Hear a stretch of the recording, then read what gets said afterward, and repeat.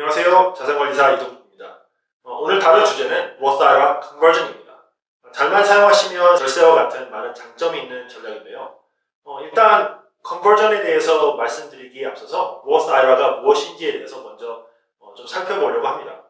이 시간에 저희 회사에서 같이 일하시는 박보영 씨 함께 나오셨는데요. 안녕하세요. 안녕하세요. 박보영입니다. 예, 그럼 로스 IRA에 대해서 좀 간단히 설명을 해주실 수 있나요? 왜냐면 이것에 대해서 먼저 알아두어야 제 생각에는 로스 IRA 컨버전이 정말로 자신에게 필요한지에 대해서 알 수 있을 것 같거든요. 예, 제가 먼저 로스 IRA가 무엇인지 설명해 드리겠습니다.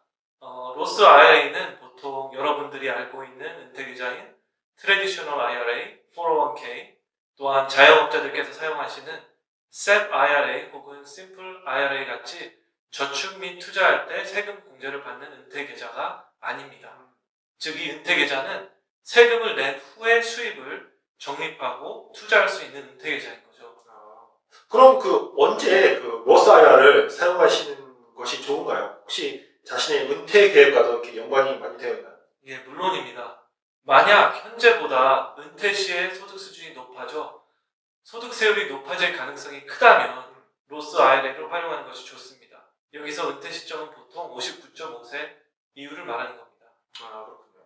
근데 은퇴 시에 소득 수준과 소득세율이 이렇게 높아질 가능성이 크다면 로스 IRA를 하는 것이 좋다고 이렇게 말씀을 하셨는데 그게 정확히 무슨 말인가요? 예, 로스 IRA에 적립 및 투자되어 있는 자산은 인출 시에 세금을 내지 않기 때문입니다.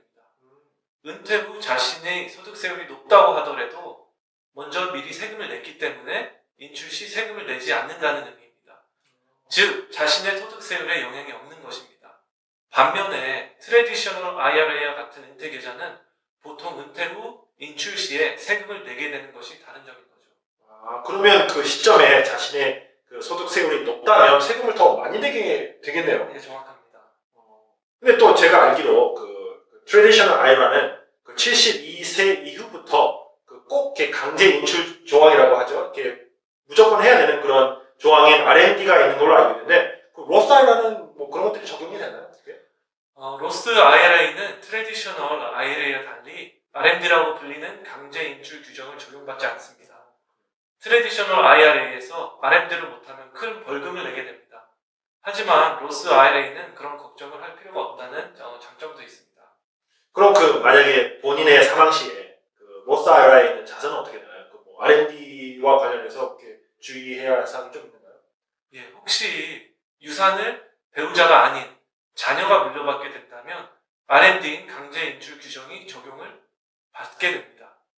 물론 배우자가 상속을 하면 RMD가 적용되지 않고요. 잘만 활용하면 로스 IRA가 참 좋은 은퇴계잖아요. 예, 맞습니다. 그럼 오늘 주제로 다시 돌아와서 로스 IRA 컨버전이 무엇이고 어떤 경우에 하는 것이 좋은지에 대해서 좀 이렇게 이야기를 나누어 보겠는데요. 로스 IRA에 컨버전이라는 단어가 붙어 있습니다. 근데 이 로스 IRA 컨버전이 무엇인지 좀 간단하게 설명을 해주실 수 있나요? 예, 쉽게 설명드리면 로스 IRA 컨버전이란 트래디셔널 IRA에 있는 자산을 미리 로스 IRA로 옮기는 것을 말합니다. 트래디셔널 IRA에서 자금 인출 시에는 벌금 조항이 있으니까 벌금이 없어지게 되는 59.5세 이후에 컨버전을 고려하는 것이 중요하고요. 근데 앞에서 트래디셔널 IRA에 있는 자산을 인출할 때 세금을 내야 된다고 하셨는데 근데 많은 분들이 세금을 내면서까지 꼭 컨버전을 해야 하는지에 대해서 이렇게 되게 의아해 하실 것 같아요. 혹시 뭐 이렇게 다른 이유가 있나요? 예, 두 가지 이유가 있습니다. 2017년도에 제정된 텍스 커트 앤 잡스 액트가 첫 번째고요. 두 번째는 팬데믹으로 인한 영향이라고 말씀드릴 수 있습니다. 먼저 텍스 커트 앤 잡스 액트는 트럼프 정부가 들어선 초기에 제정된 법이고요. 큰 골자로는 개인과 기업의 소득세율을 낮춘 것입니다. 세금과 관련된 이 법이 2025년 이후에 만료가 되고 많은 전문가들이 만료와 함께 소득세율이 높아질 것으로 전망하고 있다는 것입니다. 아, 그러니까 2026년 이후에 트래디셔널 IRA에서 인출을 하는 금액에 적용되는 소득세율이 높아져서 더 많은 세금을 낼 수도 있다는 그런 말이 되겠네요. 예, 맞습니다. 2026년이 되기 전에 그리고 상대적으로 세율이 낮을 때 트래디셔널 IRA에 있는 자산의 일부분을 인출해서 상대적으로 낮은 세금을 미리 내고 로스 IRA에 다시 적립 및 투자를 해서 자산을 늘려나가는 것이 이유입니다. 근데 그 코로나 바이러스로 인한 팬데믹이 그 로스 IRA 컨버전을 추천하는 두 번째 이유로 이렇게 말씀을 하셨거든요. 좀 더 자세하게 설명해 주실 수 있나요? 네, 물론이죠. 예. 첫 번째 이유와 유사한데요. 팬데믹으로 인한 경제 위기 때문에 자신의 소득이 줄어들었다면 로스 IRA 컨버전을 고려해 보시라 말씀드릴 수 있습니다. 참 이번 사태로 인해서 많은 분들이 그 힘든 시간을 보내고 계실 텐데 이거에 대해서 좀 더 설명을 해주세요. 먼저 이번 사태로 소득이 크게 줄어서 낮은 소득세율이 예상되시는 분들에게 적용되는 사항이라고 말씀드릴 수 있고요. 우선 트래디셔널 IRA에서 인출한 돈은 소득으로 간주됩니다. 이 소득을 고려하고도 자신의 소득세율이 낮다면 컨버전을 통한 이득을 볼 수 있습니다.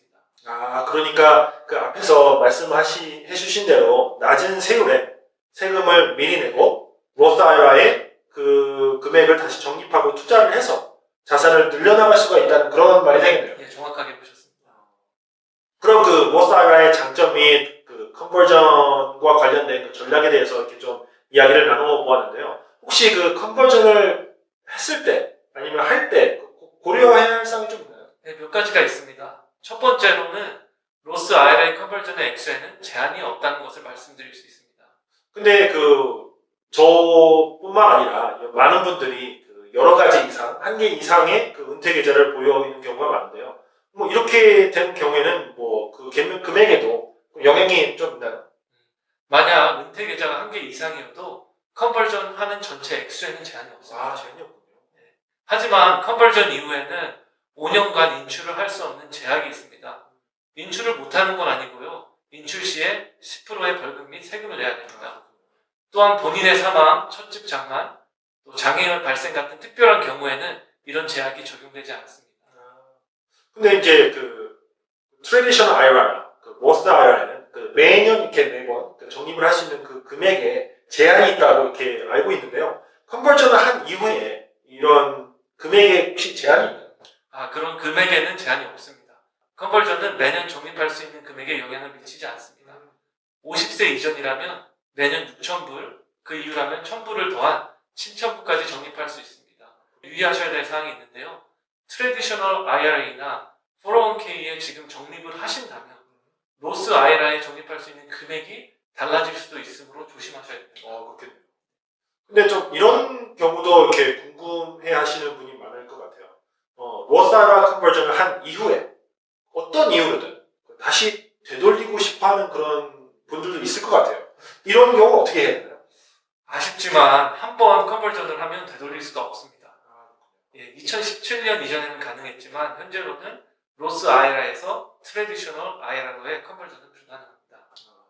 참 그 로스 IRA는 아니면 그 로스 IRA 컨버전은 그 잘만 활용을 한다면 절세와 같은 그런 장점이 많이 있는데 되게 참 여러 가지 복잡한 상황도 많이 네, 있네요. 맞습니다. 개인마다 다 다른 상황이 있기 때문에 이 컨버전이 복잡할 수 있습니다.